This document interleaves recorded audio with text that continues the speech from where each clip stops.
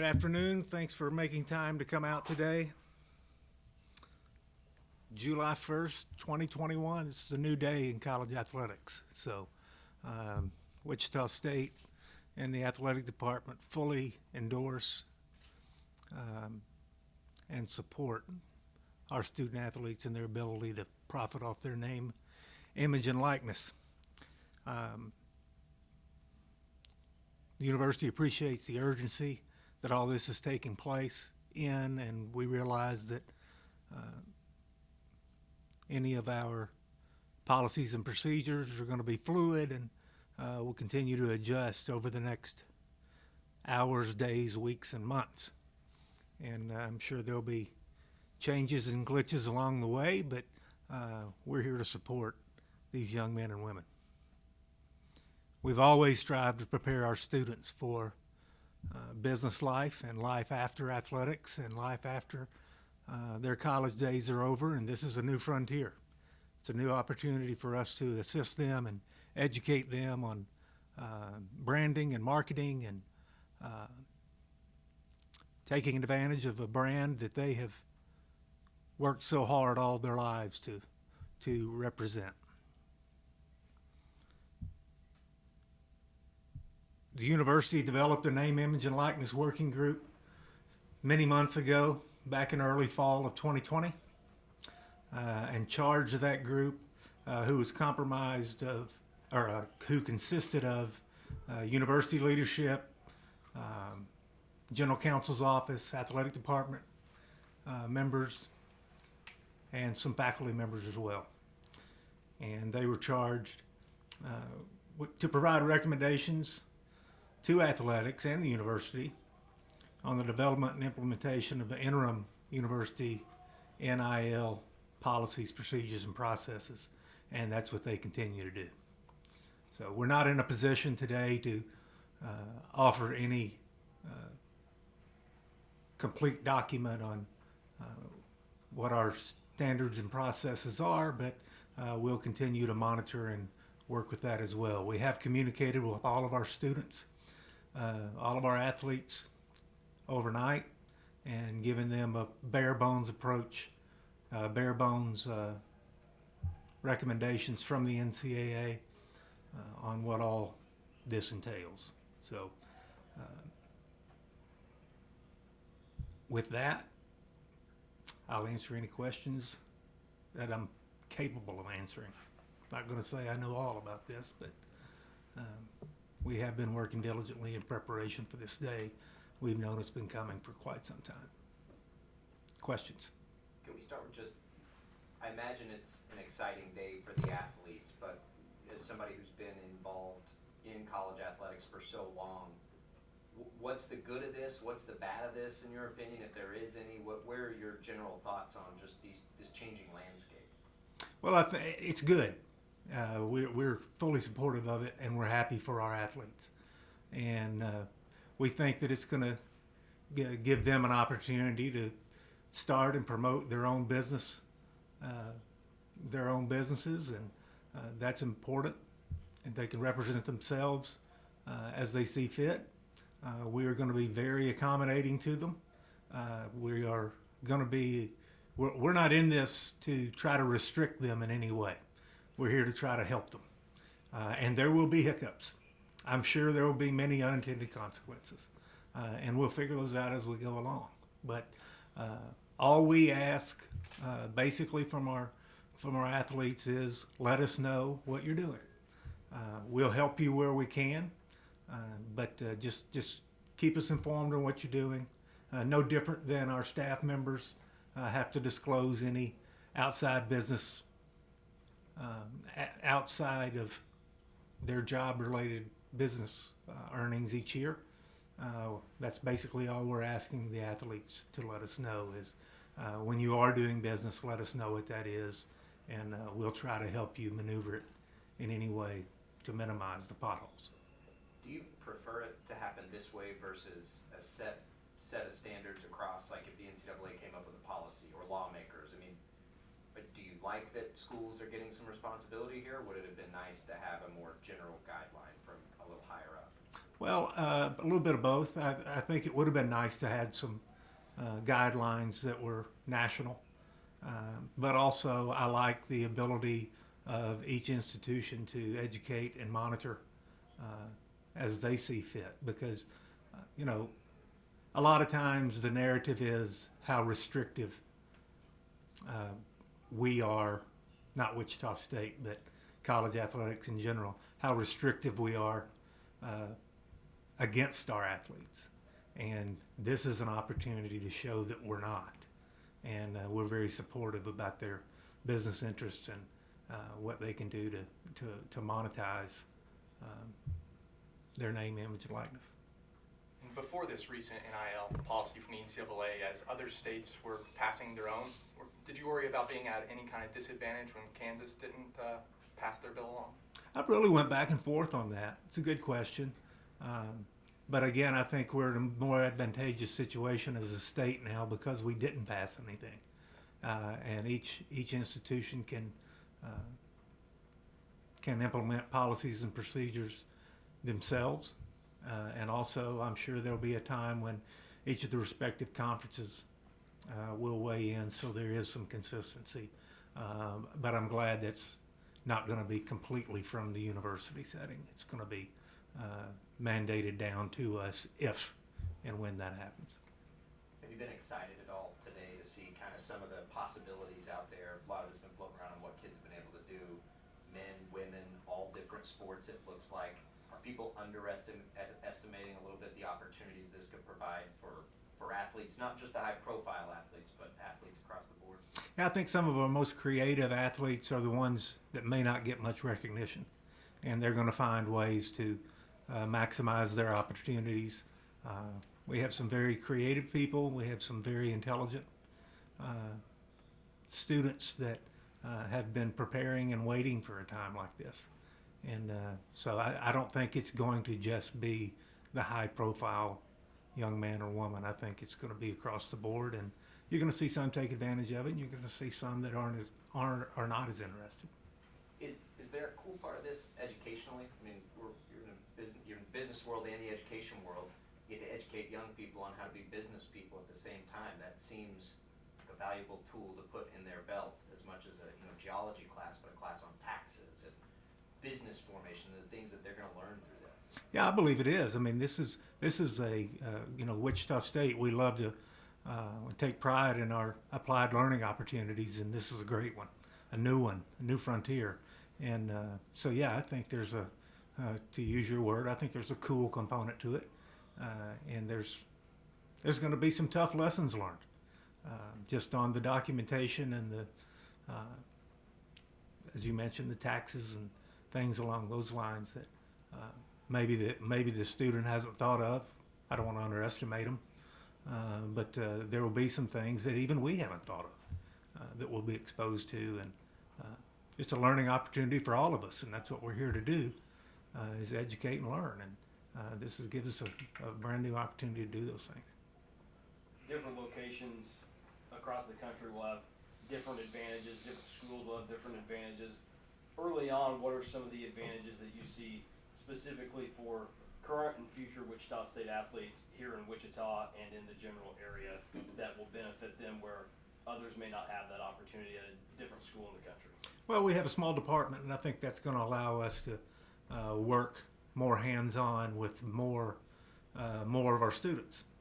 Where some of the larger institutions and the larger athletic departments may not have that same relationship. So I hope that this allows us to really be seen as a collaborative unit for our athletes, and I look forward to that. And various aspects of our department will have different expertise that they can share, and we're going to learn a lot from them as well. Do you see a world where this benefits college athletics in the sense that it may be more valuable for kids now to stay where they are, not just to the pro level, but from school to school as they're establishing a brand in a certain market? It seems like that may be advantageous for colleges. Yeah, it could be. I mean, we have a lot of kids, as do every other college and university, that come from hardship backgrounds. And just for them to be able to take advantage of what they've worked so hard for and make some money off of it, it may delay some important decisions. So maybe that degree becomes a little more important than just making some money. So they can do both now, and I think that's a good thing. Do you think, are there scenarios where Wichita State could arrange opportunities for athletes, or are you guys going to kind of stay out of that and let them pursue on their own? We're going to let them pursue on their own. We don't think that at this point, based on what we know, that that's a avenue that we want to travel down. Some may, but we're gonna be here to help them as they bring their opportunities and share them with us, and help them do it the right way, and hopefully not, like I said earlier, hopefully not step in many potholes along the way. I know you guys don't have all the details. Do you know yet how, like, let's say a player is in school uniform or in school, like, sponsored apparel or whatever, are those lines clear yet on whether or not they can use the university to represent themselves in any deals, or whether they have to stay out of that and keep it totally separate? Yeah, those are things that are going to have to clarify themselves over the next weeks and months. Not sure, and I'm sure there'll be institutions that don't allow that, and I'm sure there'll be institutions that do. So I think that's going to be a customized fit just on where you are and what the decision makers at the institution believe to be best. What do you know that you can't do? Is there anything, is that part even clear at all yet? Like, here's what can't happen? Well, they've been pretty clear about gaming, tobacco, alcohol, hopefully firearms, things along those lines that probably in everyone's best interest that we stay away from. But those things can change as well. So we'll see how that clarifies itself moving forward. And do you think it's easy to define for players or for anybody who would be interested in working with a player what the difference in, like, a pay-to-play versus a sponsorship is? Is that an easy line to draw, or do you see any complications coming up with that? That's a pretty easy line to draw. This is not pay for play. This is just your brand, your likeness, your name, things that you bring with you before you ever get to an institution. So I believe that they should have been able to monetize that for some time now, and I'm glad to see this day finally arrive.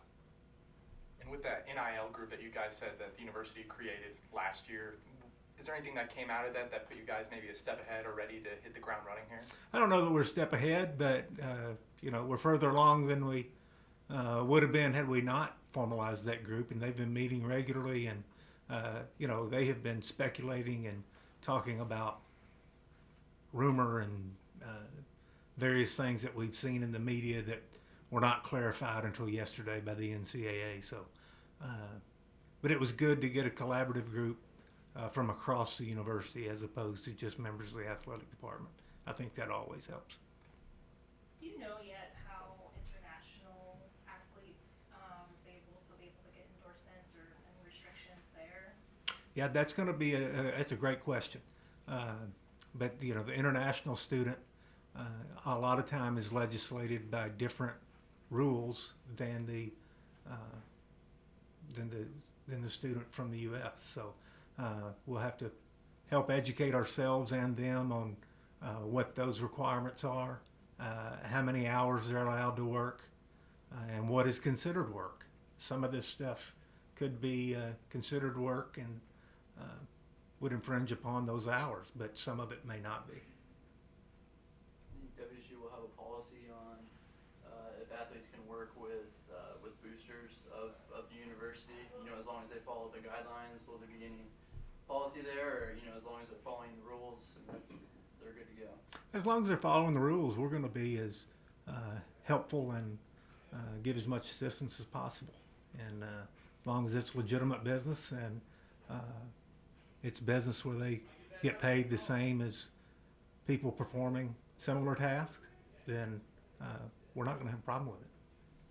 What are some of the guardrails you guys have in place to maybe oversee and make sure and then enforce that the payment that they get for a name, image, likeness situation isn't over the top and something that starts to go more towards that pay for play type instance. I think that there'll have to be comparisons given at some point of what other endorsement deals look like from each company or business, just to make sure we're staying within those guidelines. But I think that'll be pretty easily documented. Kind of piggybacking off that, is that something like the compliance office, or like how are you staffing wise? How is that going to work for you guys of keeping track of that stuff? I guess? Yeah, it's going to be tough. Our compliance office just keeps getting bombarded with more and more and more, and their time is less and less. So I think all of us are going to have to determine if there's some staff that we need to, or positions that we need to add in order to roll this out properly. You know, each institution is going to see how heavily it affects them as well before making any decisions on things like that. Makes sense. But the kids will have some responsibility there too, right? In their reporting and the information that they need to provide. Yeah, the kids will have the most responsibility, or their representative, to make sure that they're abiding by the state and federal laws and notifying their institution of who they're conducting business with and so forth. But yeah, it's gonna fall on the student quite a bit. With that added responsibility, is there concern that this could be a distraction for performance in the classroom and on the field or court? Well, I think that may be some of the unintended consequences that I spoke of earlier, but there's always concern of that. There's always concern of some students are more ready to work while in college than others. Some really need to focus in academically, and some it's not as challenging that they would have extra time. And I think it would vary sport to sport, but again, it falls on the student and just how serious they are and what they want to put into it. If an athlete and the university are both endorsed by the same company, is that something ever where the athlete and the school would work together on an advertisement or anything? Could be. This is we're 14 hours into this, so it could be, and then that could be something down the road where institutions would have to decide if they wanted to go down that path, and what would the split of profits look like? What would is that a way where a student could use the marks of an institution or an athletic department where others may not, if they wanted to go out and then just do endorsements on their own without the university? So all good questions and all yet to be determined. So we will see, but that will definitely pop up. Yeah, I can't imagine there's a lot of students that would understand the university protecting its own brand, right, in that realm. But those are conversations, right, that you guys can have with them. Yeah, that's going to be professional development that we need to educate them on, and that we're not restricting them. We're conducting business just like we have in the past, but now they're involved. And so it's not a restriction, it's just an introduction into the way that the business world operates. You guys have any plans from the educational level of offering any kind of classes or anything like that? Maybe is there a degree to come out of this for an athlete to pursue, as this is probably pretty important to their future careers? I think there could be educational opportunities for the common student as well. So this may be an entree into being an agent, perhaps, things along those lines. So again, I think it's a new frontier, and I think it's an opportunity for us to teach something new. I know that we will have programming specifically for our athletes, but I think that could bleed over into into our sports marketing and what's our major called, Brian? Sport management. Sport management. Sorry, Clay. It could bleed over into our sport management program and provide some new opportunities for coursework there as well.